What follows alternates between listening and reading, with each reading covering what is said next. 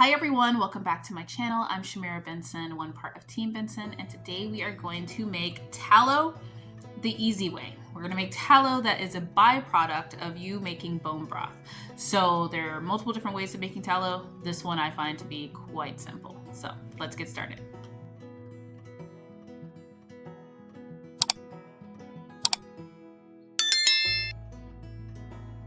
Okay guys, so majority of the videos you'll probably see on here are going to be when you have fat that you need to render down. I am making beef tallow. Beef tallow is something that we use a lot in our house. I use it for cooking, skincare, all those different types of things. And yes, we do order a fourth of a cow that we get once a year, or a year and a half.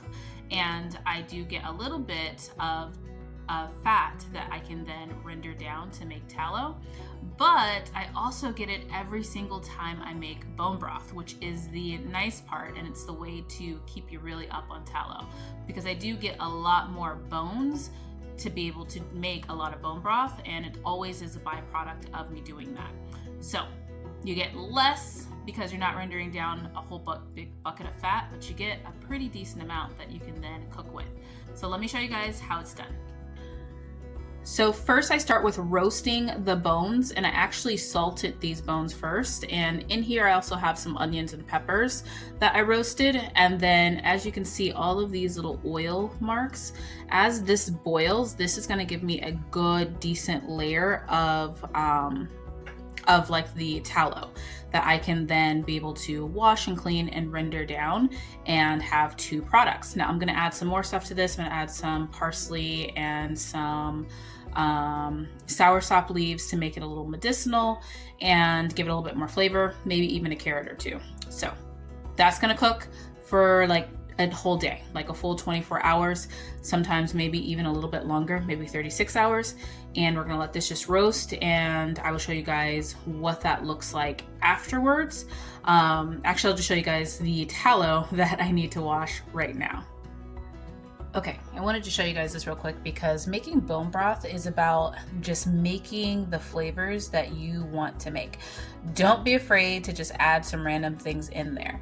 Some of my constants are always going to be the onion. You can see the onions down at the bottom, and some bell pepper, but soursop leaves are also one of my constants because that's what makes my bone broth medicinal. But this one I'm adding tomatoes, and I'm adding a lot of celery just because I had a bunch of celery that was in the freezer just getting frostburn, so I might as well put that in there. And then we had a couple of tomatoes left over that were in the freezer from last season. So I didn't have any parsley. All of that was used in the last bone broth, but that's totally fine. The other constant thing that I always add is going to be some apple cider vinegar, because that pulls out all of the nutrients out of those bones. And then also the Celtic sea salt. This does give a nice flavor to my tallow as well. So if you guys want to spice up your tallow, you can do that when you're making the actual bone broth process. Okay guys, we're going to cut to now. We have already strained all of the bone broth out of the big pot, and it is in a smaller pot. You could see all of this oil at the top. This is all the tallow, so this is all the beef fat that's here at the top. This is what we want. So we are going to put this in the refrigerator overnight, and we're going to let this oil solidify. So I'll see you guys in the morning. Okay guys, we have two different types of tallows going on. Well, it's the same tallow, but this one is at the top of some bone broth, and as you can see, it is pretty solid. If I move it just a little bit, you can see like the jiggliness of the bone broth at the bottom.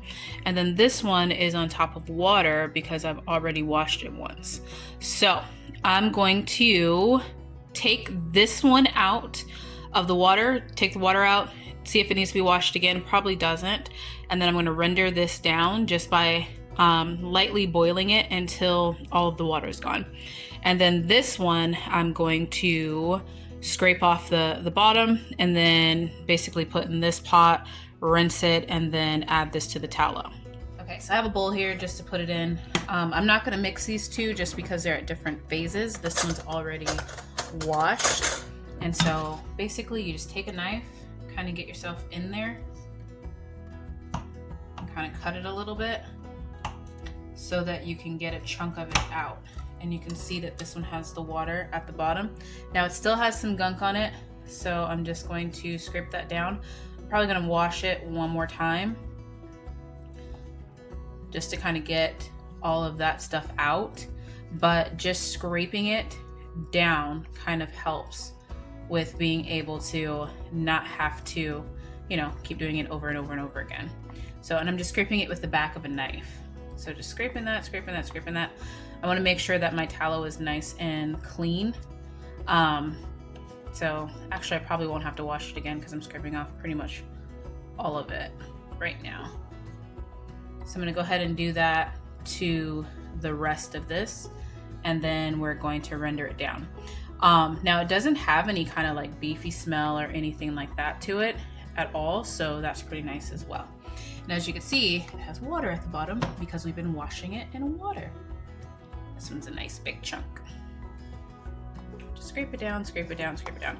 Now you could just go through the process of re-washing this, separating it, re-washing it, but I find this to be a little bit easier to do and to take less time. And since I have less time in the day, we're gonna do it like this. Okay guys, so I have a clean pan. I went and washed it. And now we also have clean tallow that I'm just gonna throw in there. And the point of kind of bringing this to a simmer again is to make sure that there's no water left in your tallow, because you don't want it to go like bad because the water's sitting in there. Water is your enemy when it comes to keeping your fats. So we're just gonna let this simmer over here, and then I'm gonna take this top off of here and put it in a different pot, but we're gonna see what this looks like in the end. Okay guys, so I got it all melted. As you can hear, it's boiling a little bit. This is just the water boiling off of it. And I turned the heat down on it because I just want to simmer it to kind of evaporate all of that water off. And as you can see, the bubbles, even when it's boiling, right now it's still boiling, but the bubbles are starting to get less and less and less. And that's just the water kind of getting evaporated off. So I'm gonna get a clean jar ready so that then I can pour it into a jar, and that's where it will cool, and then I will have my tallow. Okay guys, so as you can see now, it's barely having, it has like one little pop every now and then because all the water's cooked off of it. So we wanna make sure that we're not frying and like burning our oil. So we're just gonna go ahead and take that off. It's not super hot since I was doing this on low, and I'm gonna go ahead and put it into a nice clean jar with a lid. And then this is gonna go in my fridge. I keep it in the fridge. Some people just put it on the countertop, but I keep my tallow in the fridge just so it lasts longer, but I'm pretty sure it's just shelf stable. Somebody down in the comments tell me if it's just 100% shelf stable. I know my grandma never refrigerated it. Okay guys, so tallow is done. See? Simple, easy way to make yourself some nice tallow. Now you could use this for cooking, you can whip it, use it for skin products, anything. Like, well, not anything probably, but you can use it for a lot of different things. It has a lot of different uses, and this is just a byproduct of you making your bone broth. So something you were making anyway, and you just got a second product that you can use in all these different ways with that. So this is like a prime example of get the most out of everything that you're doing. So when you're doing anything for like your homestead and trying to make one product, think to yourself, what else can I do with like some of the byproducts that are coming from this product? So this is one of my favorite ways to make tallow. As you can see, I've made a whole jar. Like this in the grocery store would probably be like close to like $15. And it's like organic and grass-fed and all those different things. So that could have been really expensive if I were just purchasing it. And this is just one of my bone broths. So I still have a whole nother set from the one that we just made. So make sure that when you're doing your bones, you're using shank bones and like marrow bones too, and it'll give you a lot of good fat. So some of the things you want to consider when you are, picking, like I said, your type of bones that you want to use is different types of bones and getting some with a lot of fat in there. Also the different herbs that you put in. If you want some that has like a little bit more flavor to your tallow, add a couple more herbs. You could put like some thyme, some rosemary. All of those will give your tallow a little bit of a flavor. And if you don't want it to have a lot of flavor, just keep washing it. Like keep washing it, keep washing it, keep washing it, and it'll take a lot of the flavor, just like it takes that beefy smell out of your tallow. And you'll see that it becomes a little bit more white.